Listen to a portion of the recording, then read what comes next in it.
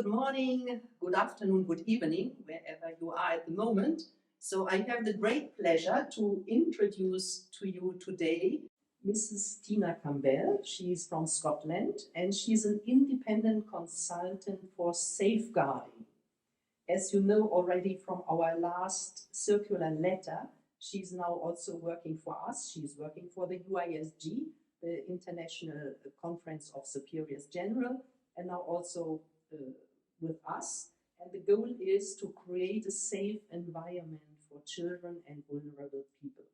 Now we have the opportunity to meet her directly and also to ask some questions. What's her job about and what's she doing? And so I'm sure you have many questions about what this is all about. So now we have the chance to go deeper into this topic. Could you explain what your role is as a safeguarding consultant for our congregation? And what does your work consist of?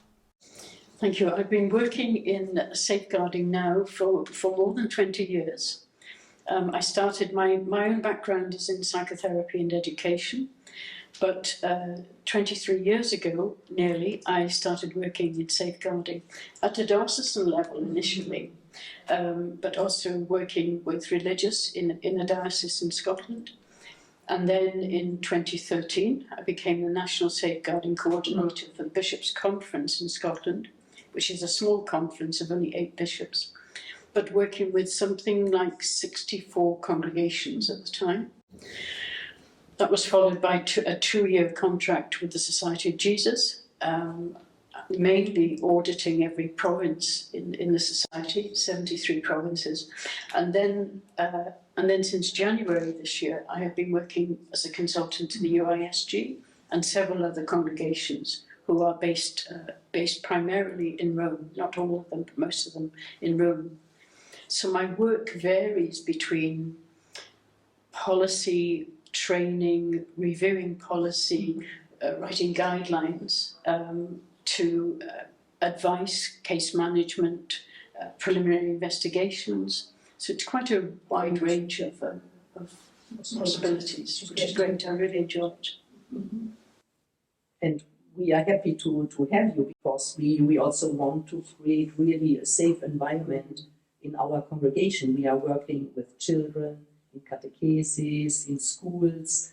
We have dormitories. We are working also with handicapped people, so vulnerable people. So our goal is that we really, as servants of the Holy Spirit, that we create an environment that is safe. Mm-hmm. And yeah. Thank you. First of all, can I say how delighted I am to be able to be working with your congregation. But a point you've just made, which is critically important, is to include vulnerable adults, vulnerable children. Mm-hmm. Because I think in the past, the focus was very much on children in terms of safeguarding. Mm-hmm. That's because we certainly didn't 23 years ago have the word safeguarding. It was very much child protection. Mm-hmm. So it's critically important, and particularly because we know that children with disabilities and adults with disabilities, there's a higher risk of them being abused. Mm-hmm. So that's really important that that's already within the sort of mindset and approach of the congregation. Yeah. No, I mean, we have our general policy on the congregational level, and we are asking also all the provinces and regions to put up their policies which are adapted also to the situation. Many have done it so far, but I want to use this opportunity also to appeal to you who have not yet done it.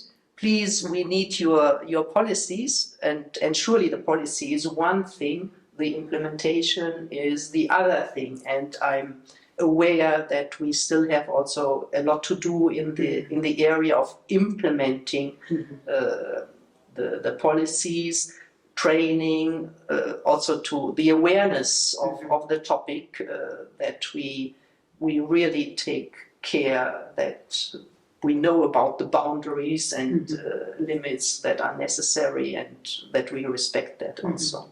And I think that's also critically important. And my experience, particularly in the last few months, is actually that's a good process. of having a general policy, but then saying to provinces, you have to customise this, if I can use that word, for your context and your ministries. It's not appropriate just to have a general policy which can then be applied to every province throughout the world. It has to comply with local customs, with culture, indeed with the law and legislation in a country. And that's critically important.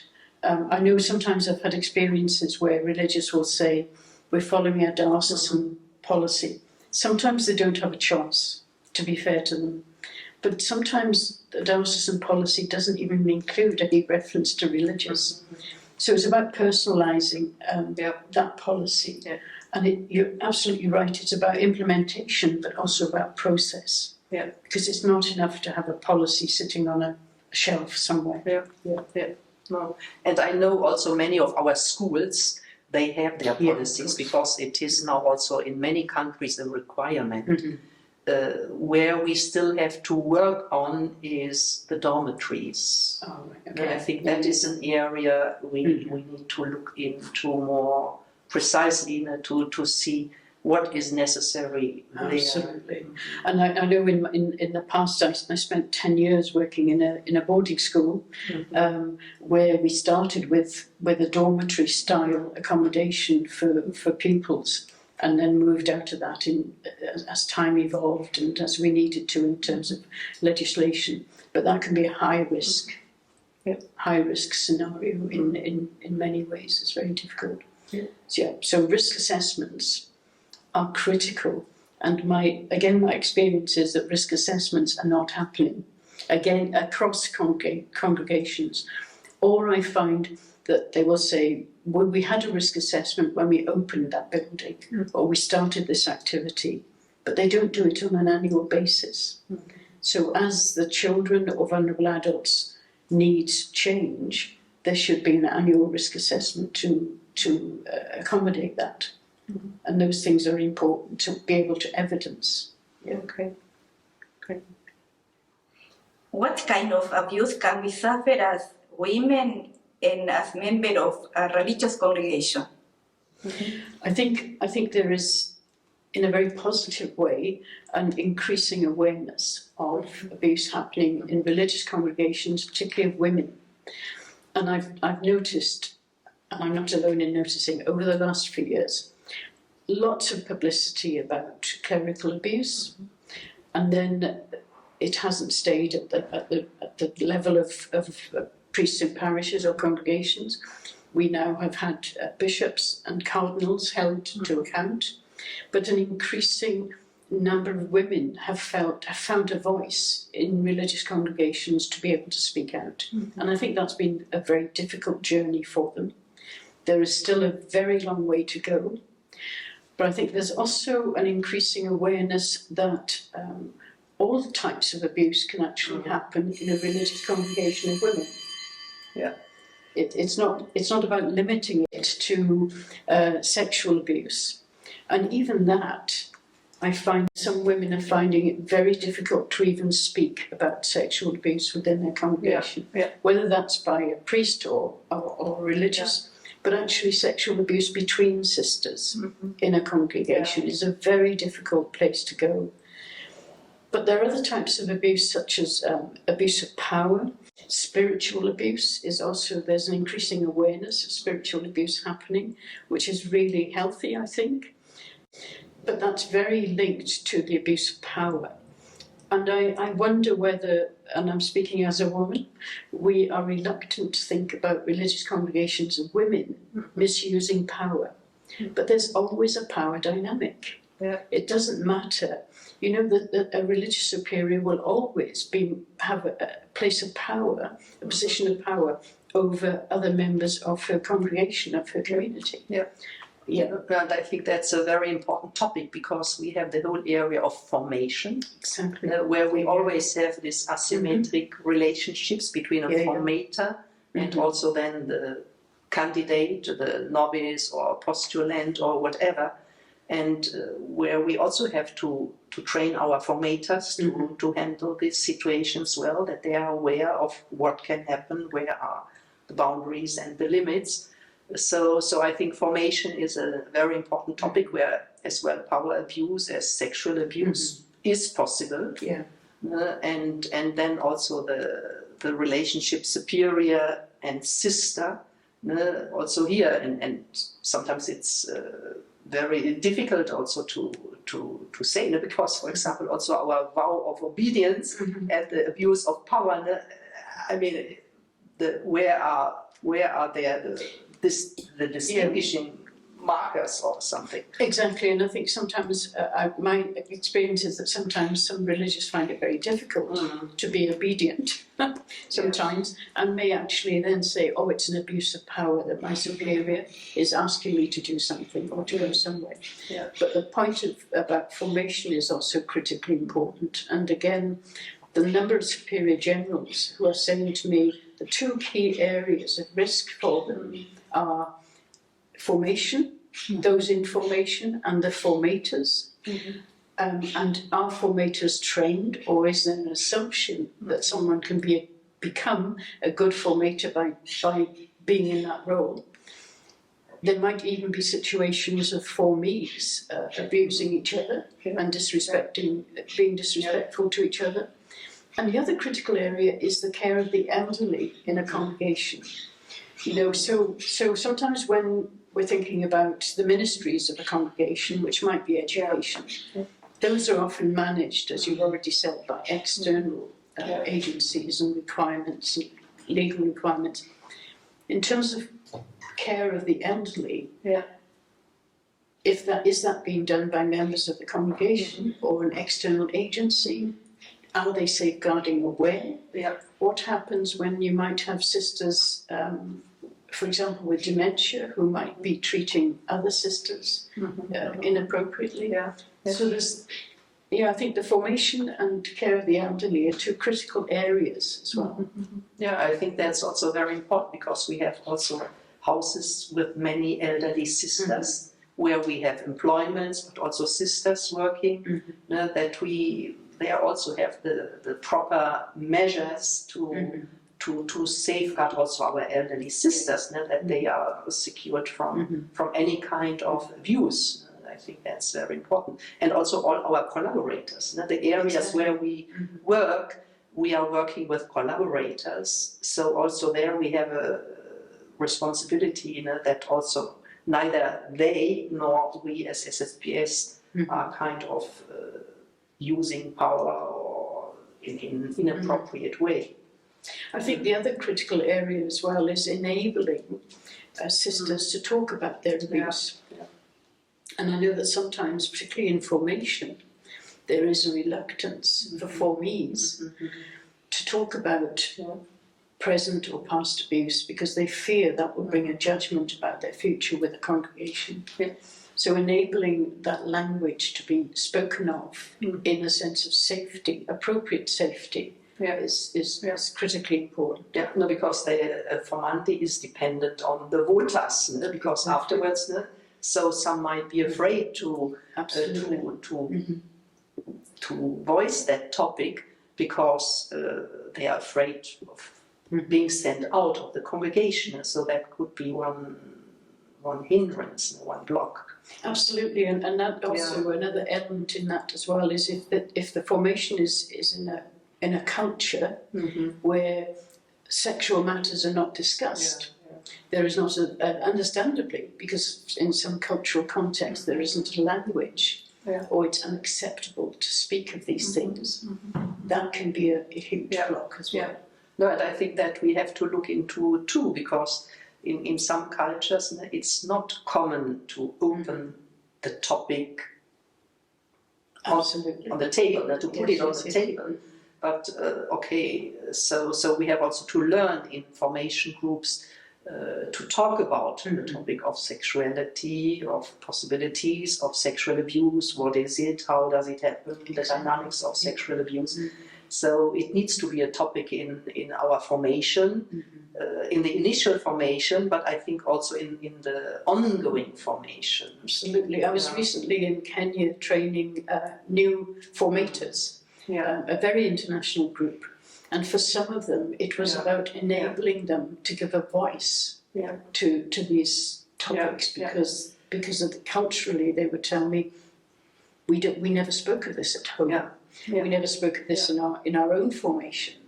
And it's amazing what happens in enabling somebody to have that language. And how liberating it can be. And today we have the other area that enters the digital area.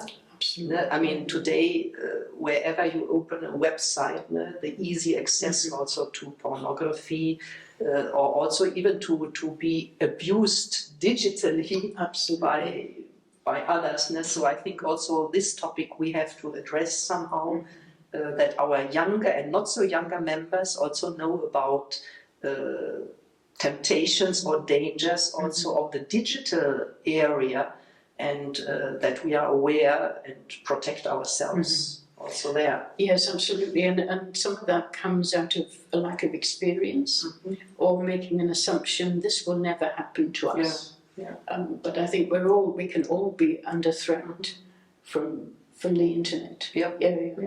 And also, for example, pictures, once they are out, they are out. Absolutely. And they can be used also for bullying, manipulating sisters, putting them under pressure. So really to be careful, what am I putting out, what invitation am I accepting, to really distinguish that well for their own safety and...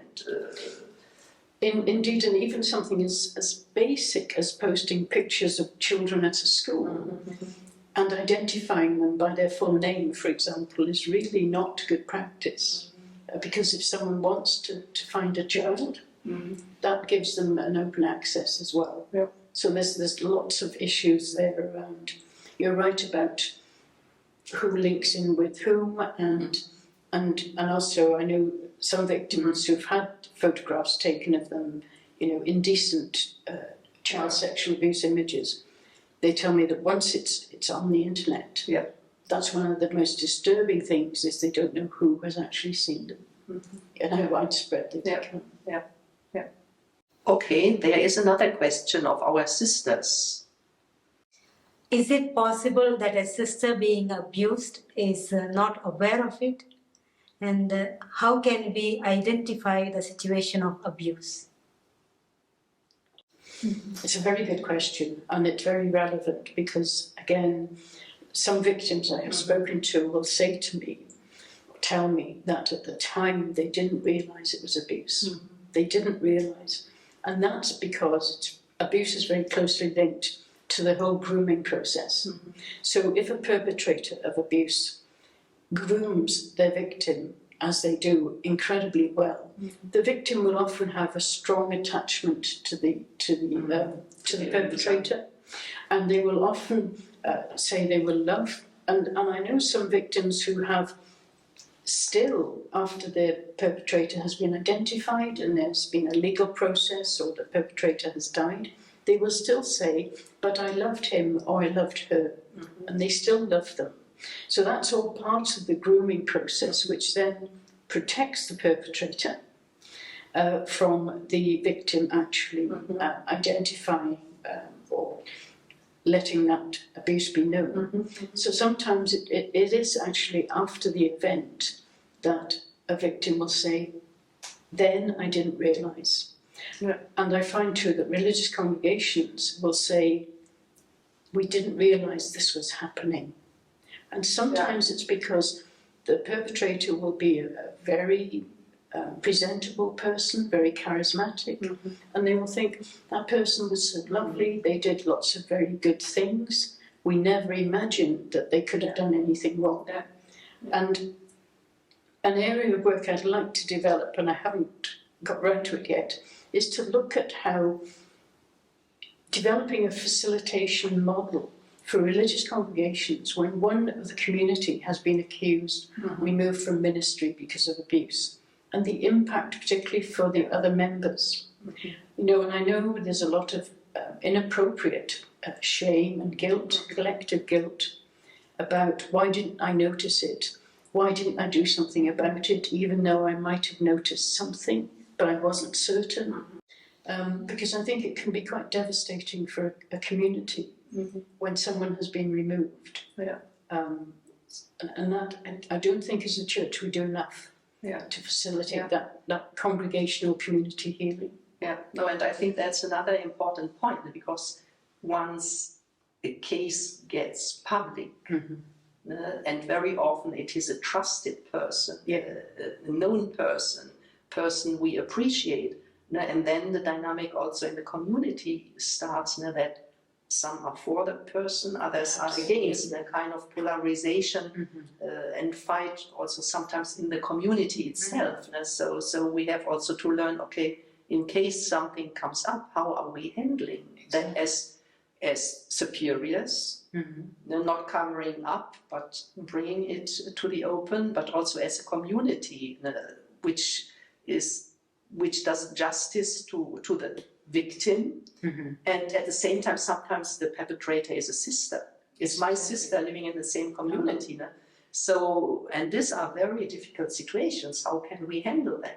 It's very difficult, which is why I think we need to have some models of how to respond, because, all sorts of thoughts and feelings will be happening, including, if it's a sister, I was in formation with her, or your lifelong friends, or you are a friend and you were together in ministry a long time, and now you're their superior general, and all that dynamic is huge. Or I remember a very concrete case, also a priest with whom I did once retreat. I appreciate him very much, and then afterwards, after years, I heard he has abused a boy. So, I mean, the shock also, when you appreciate a person and afterwards you hear this person, you find out has done also things which were actually terrible. Very difficult. So, and that is a difficult situation. And it's also about enabling communities to be able to speak out as well, rather than, if they are concerned about something, rather than be silenced or become a bystander, or think, well, I'm sure that situation isn't healthy, isn't good, but actually maybe somebody else will speak about it. I don't have to do this. No, and that is also where we want to encourage you, the sisters, to have the courage also to make it a topic, to look at situations, and in many societies now it's quite public, but in others it's still more or less in the background, that we learn to talk about this topic openly in our communities, information communities, that our formators know about this topic, that they are able also to address that topic. I think that's a very important point too. So it's about, and that happens through good training. It isn't just about giving people the language, it's about training and a real understanding that safeguarding is everyone's responsibility. And it isn't just about, well, if we don't have any reports of sexual abuse, we're doing very well. That's a very narrow lens. And it's actually looking at boundaries, relationships, power within communities, and respecting each other, and having just a real deep-rooted awareness that it's everybody's responsibility. And also there to know it is not just something that happens immediately, but it's normally a kind of sliding thing, going from a little transgression to more transgression.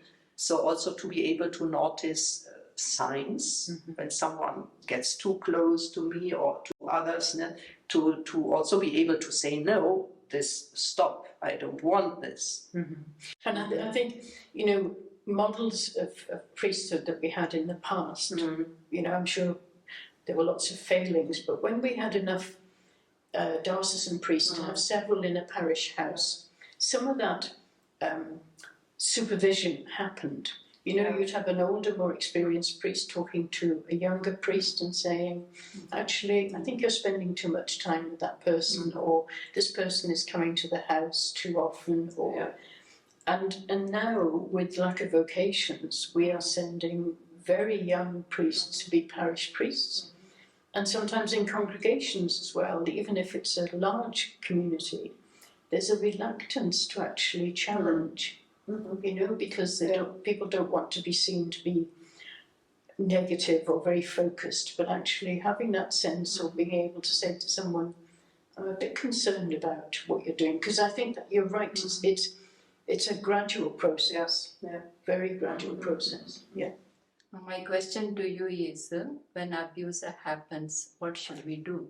Or what should the sisters do? Yeah, I think one would hope very much that when a sister has suffered abuse, she has the courage but also the support to speak about it, and that whoever she speaks to about it knows that it has to be reported. So mandatory reporting is critical. And I know probably in the past we had situations where it was kept confidential and very quiet, and maybe nothing really happened, and a sister may have felt she had to suffer silently. But now mandatory reporting has to happen. And my experience is that I would say even if the named perpetrator is deceased, it should still be reported, which might seem strange, but actually I have had instances where the judicial system, the police have investigated and said, sometimes we had a report about this person 40 years ago on our files, nothing was done because that was the system at the time, or the victim might have not been willing to give a statement. And it sometimes is helpful for the victim to hear, it wasn't only me, it did happen. But in most cases, a victim, of course, will wait 20, 30, 40, 50 years. And that's part of the whole impact of grooming, that they will wait to report it. But again, once they have disclosed, it has to be reported. So I wouldn't want any sister to think, I have to keep this confidential because it's been in spiritual direction or whatever other context. It has to be reported. And then actions have to be taken. Working with the judicial system. And of course, if it happens to be another sister, then that has an even heavier impact for the congregation. And you know, as Superior General, actions have to take place. You know, steps have to be taken, however painful. Yeah, thank you, Tina, for this interview, and also dear sisters. It's a topic we need to address. It's a topic we need to talk about, and it's also a topic we want to follow up. We want to follow up through our policies, but also through the implementation. And Tina will help us to go through it more thoroughly and really take also the necessary steps so that we as missionary sisters are really creating environments that are safe for children and vulnerable people. So thank you very much, Tina, for this conversation. Thank you.